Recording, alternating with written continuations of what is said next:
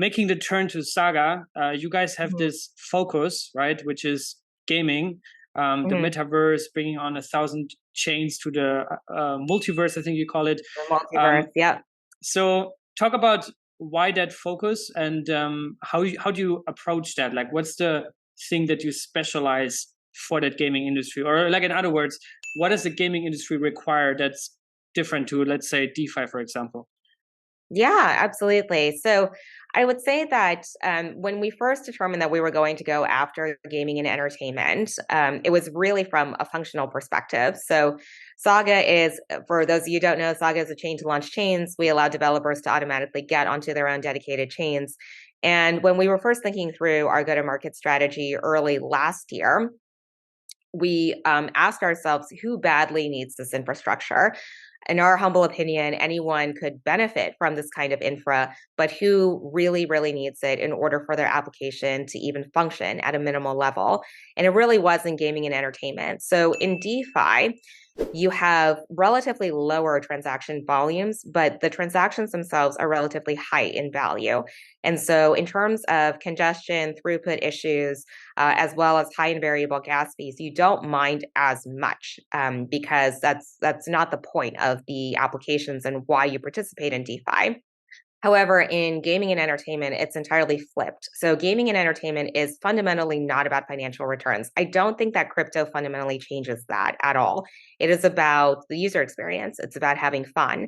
And so you're looking at high transaction volumes, so rapid transactions, and each transaction is relatively low in value, or it's expected to be free on the user end. And so you need that kind of control over your block space, that kind of performance, flexibility, and you need predictability around gas as well. So that's everything that having your own dedicated block space offers, as what Saga is able to offer. So that's why we focused on gaming and entertainment to start with, because we felt that that was the space in which this infra was badly needed. Now, we were also aware, of course, that gaming and entertainment was one of the huge growth areas in Web3, and that has continued to be the case during this bear market, and I think will take us into the next bull. So our understanding, and we credit the developers and projects that are building on Saga for this, for teaching us really, our understanding of Web3 gaming has really changed over the last year. So I think when we started off, there were a lot of play-to-earn models, for instance, and there are still some games that are based on that kind of design. But more and more, I think that these projects are seeing what is it that's new that Web3 can offer to gaming and entertainment, and that is what excites us the most. So I mentioned that we are recording this March 14th. Next week is GDC, where we will have a pretty big presence, and we're super excited about that. I mean, the creativity in this space is pretty awe-inspiring. What does gaming come to mean at Saga? What it means really is the multiverse. It is about that decentralized generation of content. So a Web2 game, say a creator spends a lot of time and resources producing this game. They put it out into the wild. Users fall in love with it. They play it. They form guilds around it, communities. And ultimately, they want to contribute back to the game. However, the game is owned by the creator. They're owned by some central entity, and that controls the future of the game. So in Web3, what we're looking at is much heavier community involvement, not just in the governance of the game, but also future game design, gameplay, and the multiverse, coming up with different storylines for the characters that you really like, different game designs, etc. So that is what our technology really fuels. I mean, it's new rails for that decentralized generation of content. You also have AI pitching in at this point. It's a nice confluence of different technologies. So for example, if you are a passionate gamer, but you're not a professional artist, you can nevertheless contribute intellectual property to a game title if you're able to use generative AI, let's say. And we're seeing people start to do that already, to use AI for assistance in developing cool characters, cool artwork, cool music, even cool storylines. And so seeing that kind of creative energy be unleashed in this ecosystem is really what drives us. And you'll see that as a big theme next week as well. Yeah, and if you go on saga.xyz/innovators, you can also see some of the projects that are part of this innovator program, I think it's called.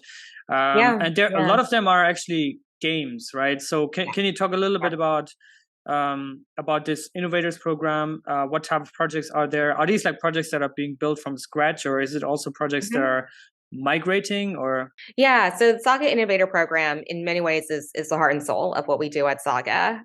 So we announced it last May. That was also when we closed our seed round, and it is our ecosystem program. So we built an ecosystem program with two very big objectives in mind. One was we wanted to provide true organic value to the projects that we're building on Saga. So to date, we have not given out any sort of cash grants or token allocations to these projects. People need to get value from being a part of this program and the community over and above some sort of short-term payment.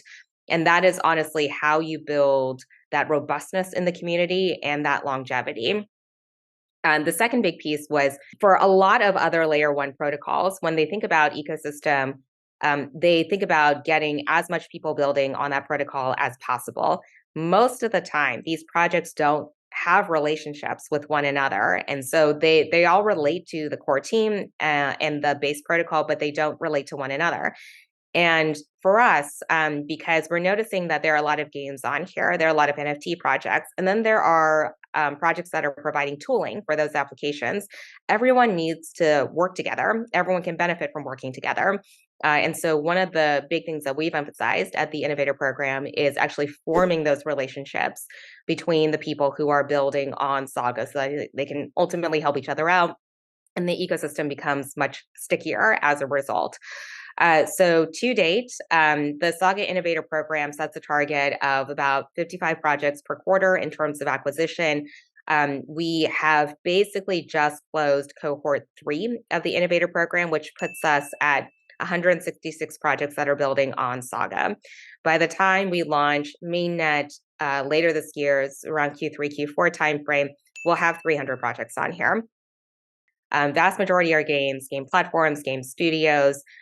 We are welcoming in more gaming infra as well, and then more pure NFT projects. So things like art and music, things that fall squarely into entertainment, and then the rest are in DeFi and social. But really, the go-to-market is focused almost entirely on gaming. Yeah.